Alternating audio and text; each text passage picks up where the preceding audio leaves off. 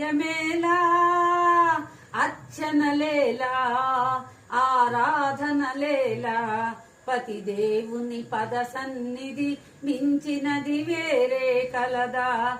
అదే సతి పెన్నిది కాదా? అదే పరమార్థము కాదా? ఏ కొండ కొమ్మపైనో ఏ రాతి బొమ్మలోనో దైవము దాగెనంటూ తపించనేలా.